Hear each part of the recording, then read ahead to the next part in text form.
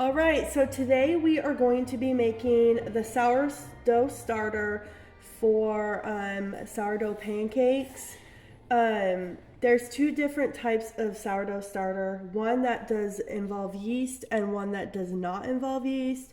This recipe specifically for the sourdough pancakes, the starter involves yeast, so that's what we're gonna do. You're gonna start out with 2.5 cups of warm water.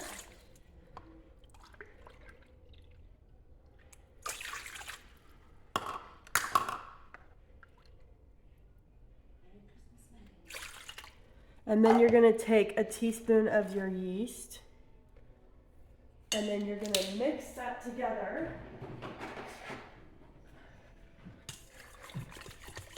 You blend this together like so, so the yeast is all broken down.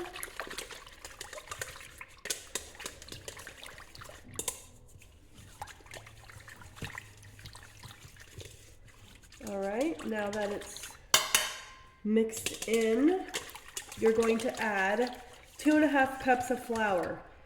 So if you like whole wheat flour, then in your starter you're going to use the whole wheat flour.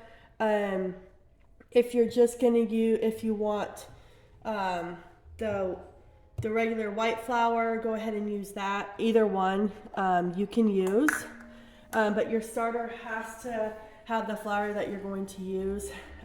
Because whole wheat flour,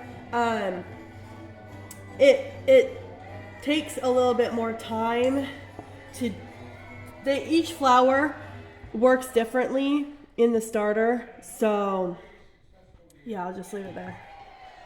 So you're going to take 2.5 cups of flour.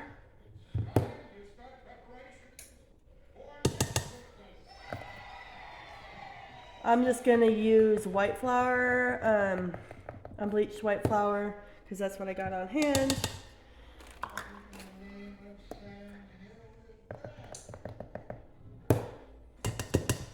And then you are going to mix that together. And there is a myth that you shouldn't mix your starters with anything but a wooden spoon or whatever, but that's a myth. Go ahead and mix it with any spoon that you got. It's not going to make any difference.